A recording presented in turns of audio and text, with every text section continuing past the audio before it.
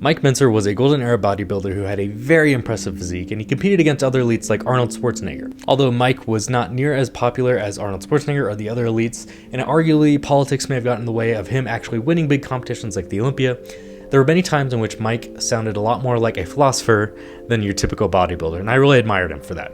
And over the years, as I've come to understand my own training principles, I've really connected with one of his beliefs about training intensely.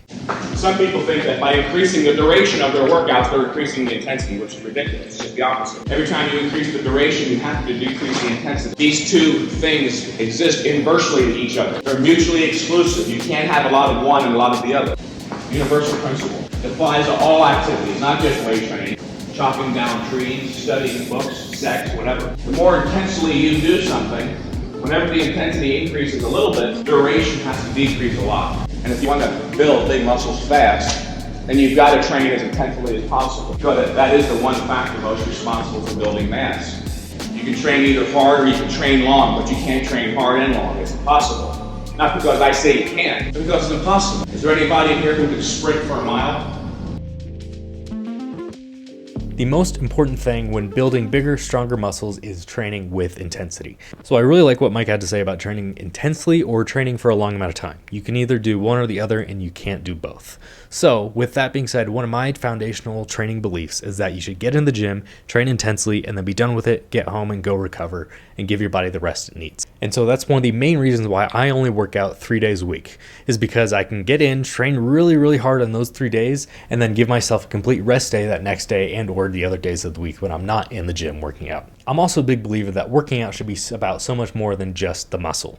And so for me, when I work out just 3 days a week, it gives me that balance to where I can really look forward to my next workout.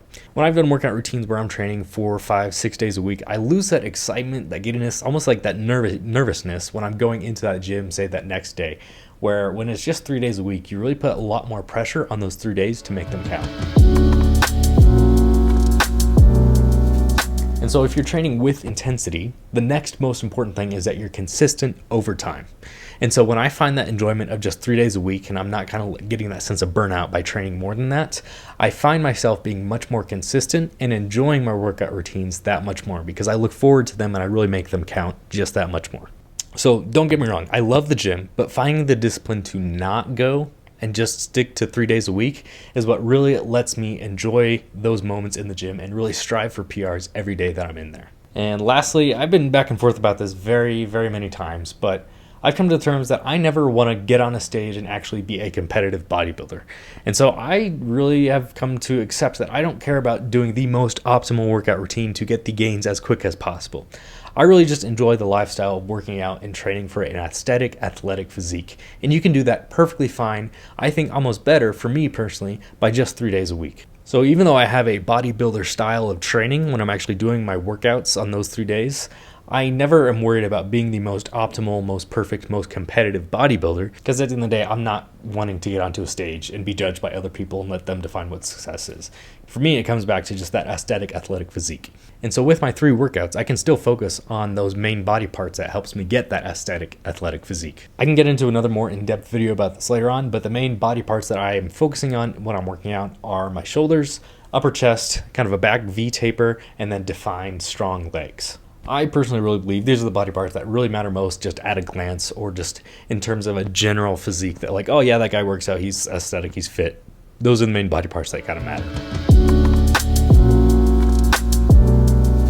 Now, one last tidbit to leave you with today is that working out in the gym shouldn't be the only thing that you have going for you in life. And so by working out just 3 days a week, it kind of forces me to think about what else could I be doing? What else would I be doing with my time that I find interesting in life? So picking up other hobbies, other interests, it's been a really great way to branch out and try new things in my life and just kind of diversify my interests. So that way I don't lock myself into just the gym rat, you know? Nothing wrong with that, but I want to have a broader experience in life. I really wanted to redefine what healthy means in today's status quo because right now it just means being able to show up for work. But for me, being healthy is having this full capacity for living.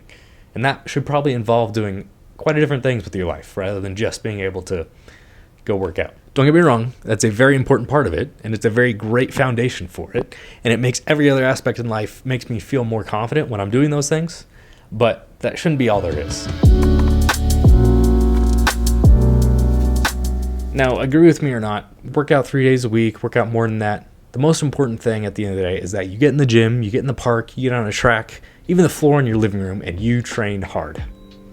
Intense training is purposeful behavior aimed at the goal of increasing muscular size and strength. In order to train as hard as possible, you must retain a clear image of your purpose. Once your goal is sharply but realistically defined, all that remains is carrying out your plan.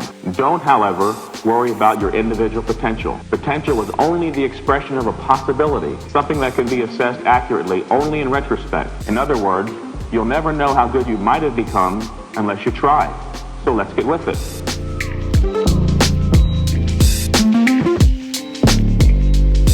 If you got any other insights about training a certain amount of times per week, let me know in the comments down below. I'm interested to hear your perspective on this. And the goal is to get 1,000 subscribers, so you know what to do for that.